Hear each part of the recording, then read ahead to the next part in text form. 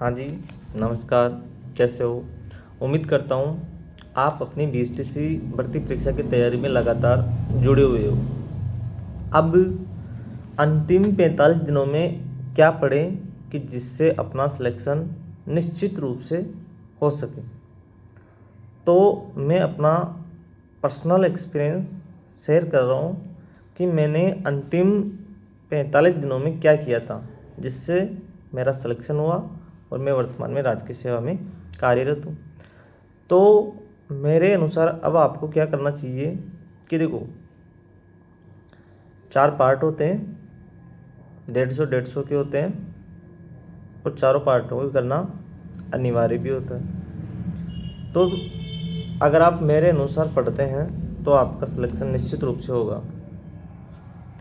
अब पढ़ना क्या क्या है, तो मैं कहूँ कि आपको अब अंतिम समय में सबसे ज़्यादा ध्यान, पहली बात तो एक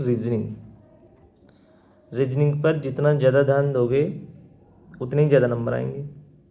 रीजनिंग में हो सकता है कि आप 45 प्लस भी कर दो।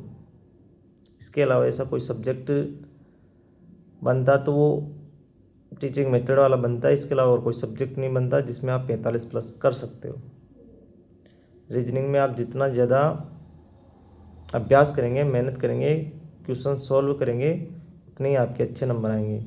तो मेरा कहना है कि आप दिन के 2 या 1 घंटा, 1.5 घंटा, 2 घंटा जितना हो सके रीजनिंग पढ़िए। आप बहुत बढ़िया नंबर आएंगे आपके। तो सबसे ज़्यादा तो अभी आपको रीजनिंग पर ध्यान रखना है। दूसरी बात, दूसरे नंबर पर आपको जो आपका सब्जेक्ट है वो आप हिंदी लेते हैं या संस्कृत लेते हैं। यदि आप हिंदी लेते हैं तो जो जनरल से या सामान्य से फॉर्म भरने वाले विद्यार्थी हिंदी लेते हैं, और जो हिंदी लेते हैं उनको भी इस समय रीजनिंग के बाद में या रीजनिंग के बराबर कम से कम दिन में 2 घंटे सेल्फ स्टडी करनी चाहिए। यदि आपने कोचिंग की है या ऑनलाइन कोर्स किया है तो आपको सेल्फ स्टडी 2 घंटे तो करनी चाहिए।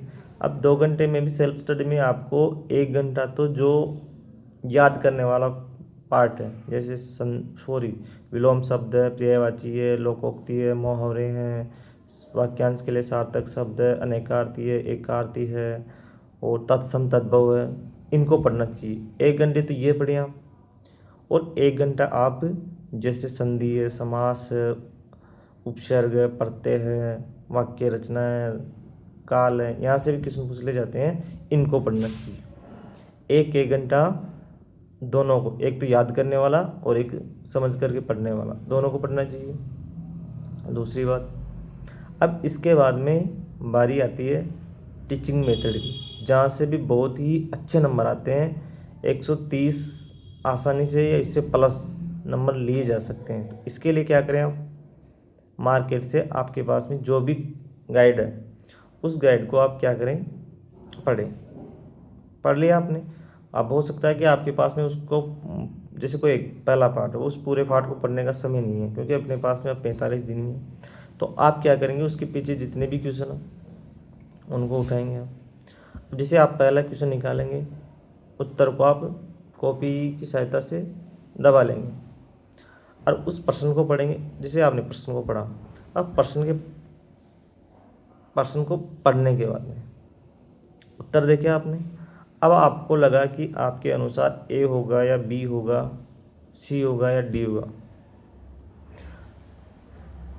अब आपने सोच लिया, अगर आपने सोच लिया तो अब आपको क्या करना चाहिए कि जैसे आपके अनुसार इसका उत्तर क्या है, बी है, तो अब आप मिलान कीजिए। अगर आपने मिलान कर लिया तो सही है, तो कोई समस्या है ही नहीं, सही है। आप जो सोच रहे हैं आपके अनुसार जो उत्तर होना चाहिए सही है, तो कोई समस्या नहीं है। अगर गलत है तो फिर आप उसकी पुष्टि कीजिए कि मैंने जो सोचा ये था और जो इसका उत्तर है ये है, तो ये गलत उत्तर है तो क्यों है, इस पर आप थोड़ा सा विचार विमर्श कीजिए। ऐसा करके फिर आप अगले क्वेश्चन पर जाएंगे। अगर आप ऐसा करते हैं तो टीचिंग मेथड वाले पार्ट में बहुत ही अच्छे नंबर ला सकते हैं, जो कि आपके सिलेक्शन में बहुत ही ज़्यादा योगदान देने वाला सब्जेक्ट है, ज़्यादा मेहनत करने वाला नहीं है और अच्छे नंबर दिलाता है। अब बारी आती है जीके की। अब जैसे मैं बता रहा हूँ कि रीजनिंग, हिंदी, टीचिंग मेथड अगर ऐसे पढ़ते हैं तो सिलेक्शन अच्छे से होता है। जबकि विद्यार्थी गलती क्या करता है, इस प्रकार से तो नहीं पढ़ता, और वो पढ़ता है जैसे रीजनिंग की जगह सबसे पहले लेगा वो जीके, और जीके में भी जैसे ज्योग्राफी ले ली उसने, हिस्ट्री ले ली उसने, और आर्ट एंड कल्चर ले ली, 3 पार्ट ले लेता है और 1-1 घंटे उनको पढ़ने बैठ जाता है।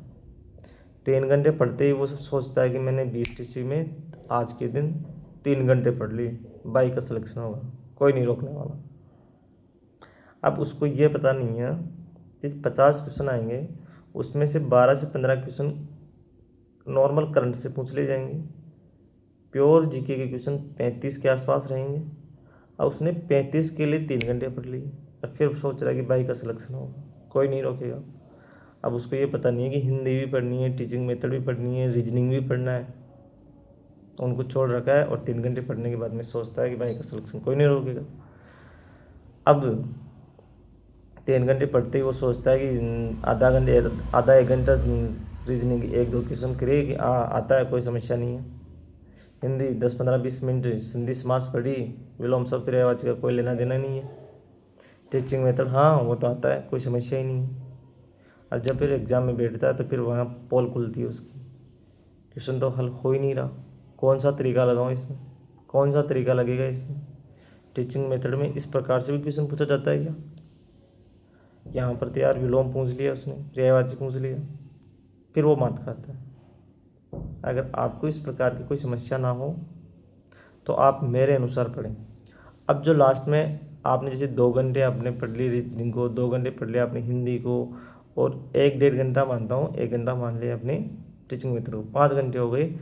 अगर अब आपको और अधिक अच्छे नंबरों से सिलेक्शन लेना है तो 2 घंटे, 2.5 घंटे, 3 घंटे आप किसको पढ़ेंगे?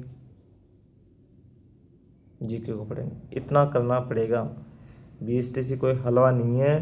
BSTC में आपको पता है 5 से 6 लाख फॉर्म भरे जाते हैं, कॉलेज होते हैं।